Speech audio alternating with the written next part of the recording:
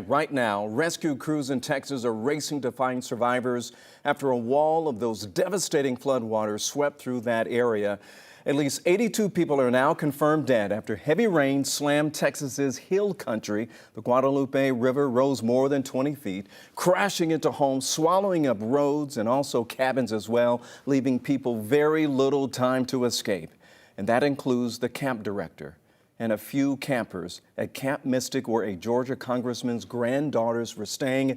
11 Alive's Galat Malamed spoke with Congressman Buddy Carter, who found out how his granddaughters are doing tonight. Galat? Congressman Buddy Carter says thankfully his granddaughters are okay, but the family is still grieving. His granddaughters were at the camp with their cousins. One of them did not survive.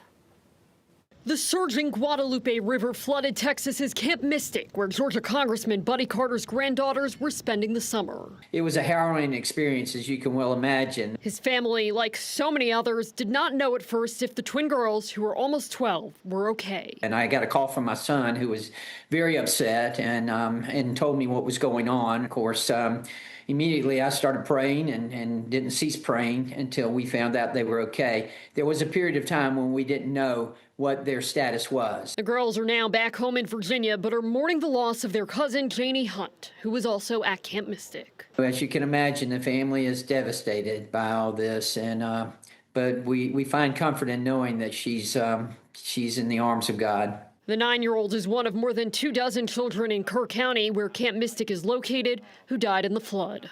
The cabin that Janie was in was very close to the river, and I believe it washed away. Carter says his granddaughters were in a different cabin and able to get to higher ground before being rescued by helicopter hours, possibly even half a day later.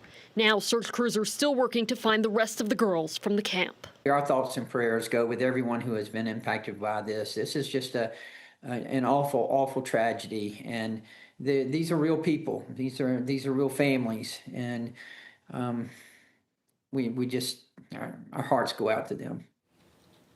The congressman says President Donald Trump spoke to Janie's father today, providing him comfort during this devastating time.